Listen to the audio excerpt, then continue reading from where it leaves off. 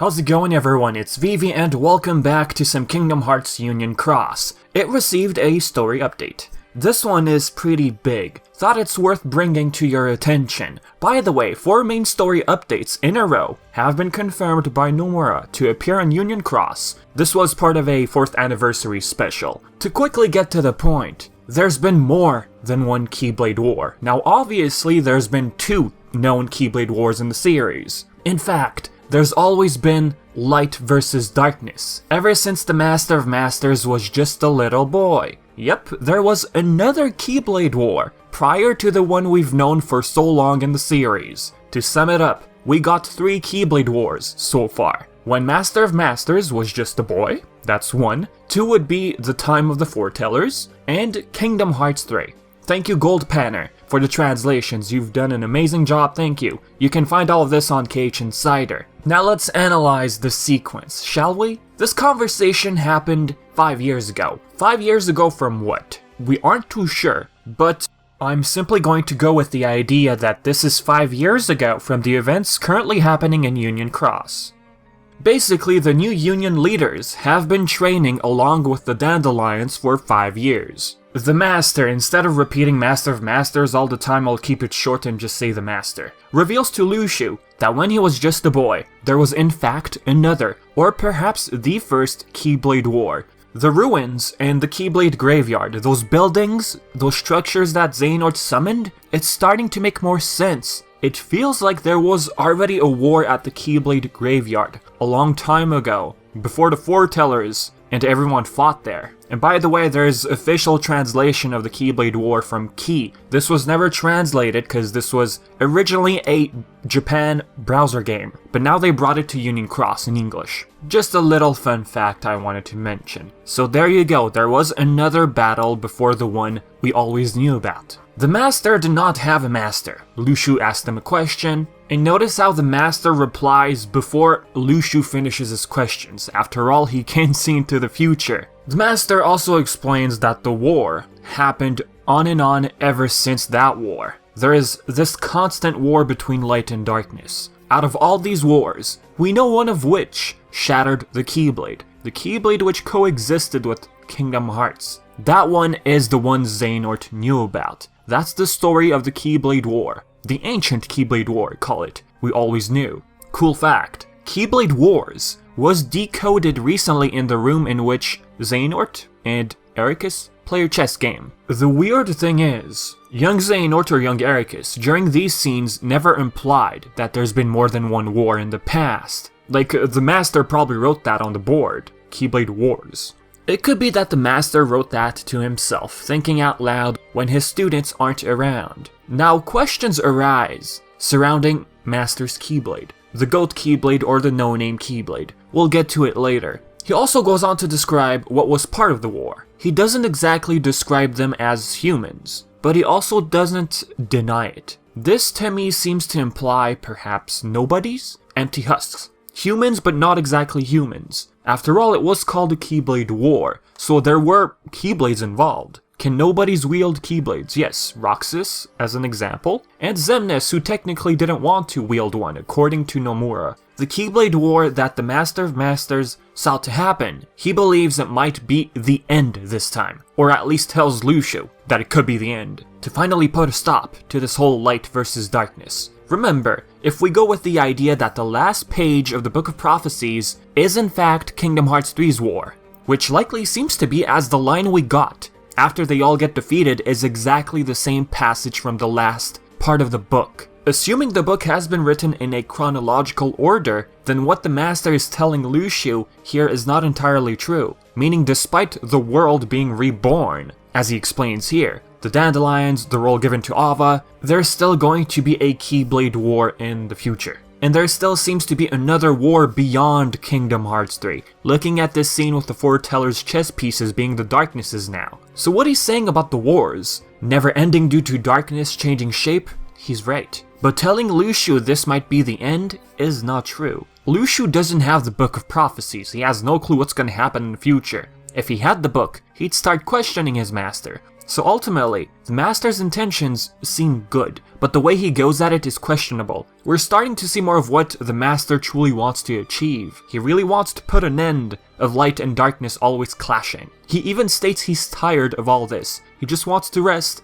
and remain as a bystander. You know, someone just sitting around and not doing anything anymore. Unfortunately, a war in Kingdom Hearts 3 still happened. The last page of the book. Darkness prevailed, light expired. Book ends, the Master of Masters can no longer see what happens. But Sora managed to enter a different world line where light prevailed. That wasn't in the book. So long as light remains in their hearts, it will guide the world to rebirth. That was his intention with the war between the unions during Key. Now since Sora is in the mix, that could explain his chess piece in the scene. Sora being the strong light, which will allow rebirth again after the war, which we are yet to see in the future. Think about it. The Master made sure Ava chose exceptional children, strong lights that can rebuild the world. At the end of the day, although you think the Keyblade War might finally come to an end, the Master of Masters kinda contradicts himself, saying, well, darkness still exists. The most you can make out of it is a temporary pause. The Keyblade War seems to be an endless cycle between light and darkness. The Master is hoping it gets set on the back burner. When Lucio brings up the others from the different world line, where the new union leaders lie with the Dandelions, how they have this huge role to play for the fate of the world, the Master brings up the name of the different seasons of Key. Key being the war, Unchained Key being the training period of the Dandelions and the union leaders, in that Data world line. Union Cross being the most recent period, where the union leaders are starting to come closer to realization. I don't think it's fourth wall breaking here, okay? The names themselves are intentional. Also about the cornerstones, I think it's just a word in this scenario, not the actual cornerstone in Kingdom Hearts 2. Lucio questions the probability of people in this other world line coming back to the real world after Rebirth. Who is it gonna be? We're all aware that Ven and Lauriam made it to the Birth by Sleep timeline. The price they had to pay was their memories. We believe that price to pay was their memories. Fun fact, Lauriam now remembers who he is, confirmed by Nomura after defeating Marluxia in KH3. Skald could possibly be the mysterious girl Lee and Isa kept bringing up, Subject X or Girl X. So who are we left with? Ephemera and Brain. I take it Brain makes it somewhere, in some timeline, where he perhaps starts his ancestral line. Ericus could be his descendant going by one of the reports in Kingdom Hearts 3. So what about Ephemera, or Ephemer? The fact we see him being one of the lights of the past during the battle in KH3, well, it could perhaps be a hint at him being the one who was left behind in the data world. He never made it to the present, like the others. You know, by present I mean Birth by Sleep timeline. This world line Lucio and the Master speak of should be, by the way,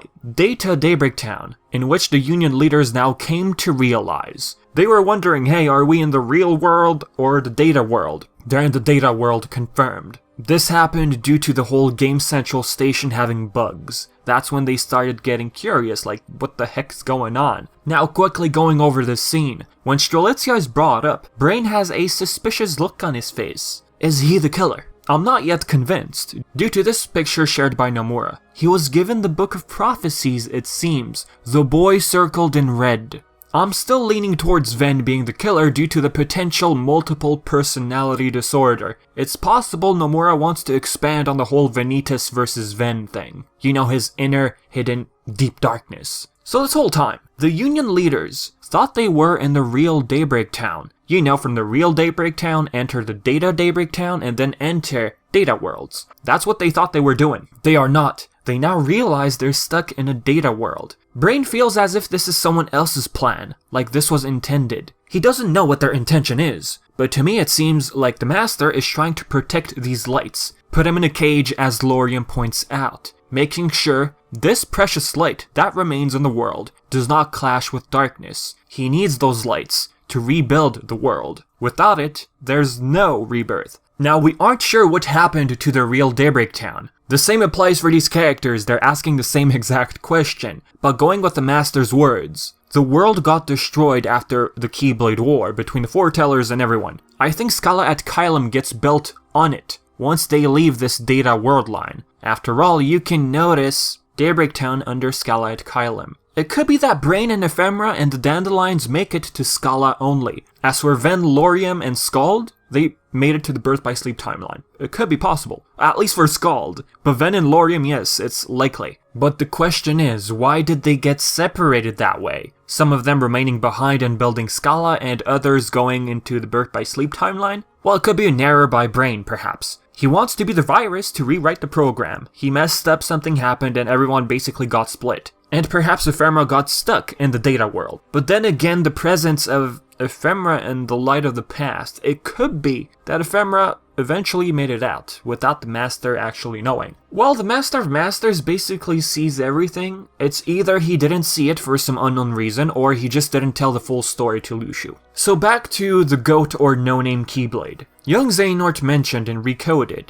that the no-name Keyblade was the most ancient. Okay, with the idea of the Master being part of an ancient Keyblade War, the one prior to the one we know, then how did he wield the oldest Keyblade? How is that possible? He didn't have a Master, so how could it get passed down? Perhaps he found it? And the thing about the Keyblade, Vivi, didn't the Master of Masters create Keyblades from its image? I went back and looked up some of the interviews with Famitsu and Nomura. Here's what Nomura had to say about the Keyblade. The Master knows about its existence. Using the Keyblade as a model, he creates his own Keyblades. While by create, I don't mean that in the physical sense, such as forging and tempering them. I mean more along the lines of pulling one out of the depths of a heart. The way I see this, his no-name is the one he got first. As he studied the Keyblade, he pulled Keyblades out of people's hearts. His Keyblade, the no-name, being the first one he pulled out of his own heart perhaps. Hence, the oldest in that matter. I could be totally wrong,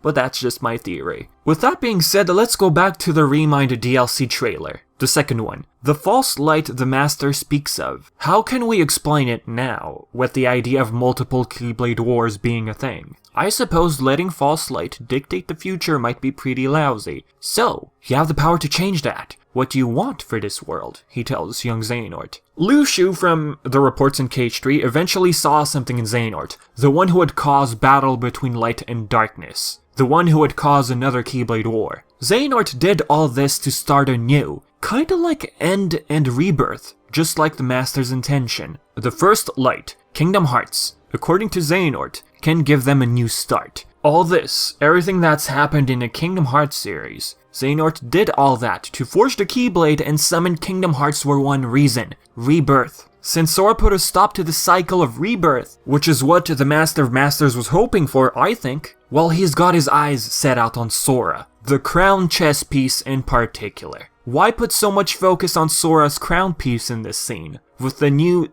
darkness pieces? With the end of Rebirth, Keyblade Wars will just keep on happening at a constant rate, if that's the proper way of saying it. Then again, the Master did say you can't erase darkness. I mean, eventually light and darkness are still gonna clash in some way. All that can happen, as said before, is a temporary pause. What the Master saw in the future, darkness prevailing. The world did start with darkness. I'm going with Xehanort's words, that's what he said. As Xehanort explains, with darkness, light is born. Xehanort wanted to use Kingdom Hearts' light to reshape the world after darkness prevailed, but that didn't exactly turn out the way he wanted to. After Sora, went back in time, went into a different world line basically. So with that, this false light could be Kingdom Hearts itself. He said letting false light dictate the future is lousy. Remember, in the book Darkness Prevails, the last page, and then there's nothing. The book ends. So the Master thought, okay, I feel like after that, Kingdom Hearts, the first light, is gonna get summoned and dictate the future. Reshape the world.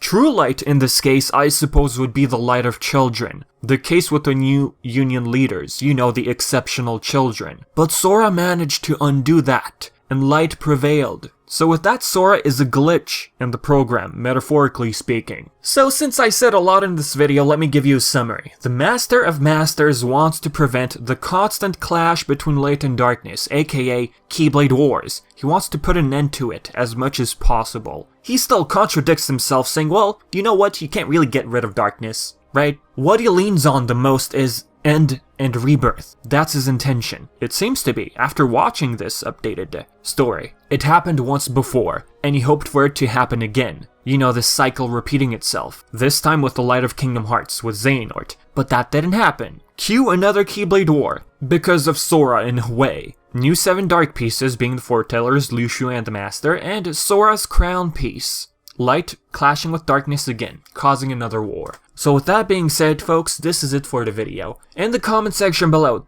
give me your own theories about the Keyblade Wars. Do you feel like the Master of Masters wants to constantly repeat the cycle of End and Rebirth? That's something he had hoped that would happen at the end of Kingdom Hearts 3, but that didn't happen. Anywho, leave whatever you want, okay? I've been Vivi, and thank you so much for watching.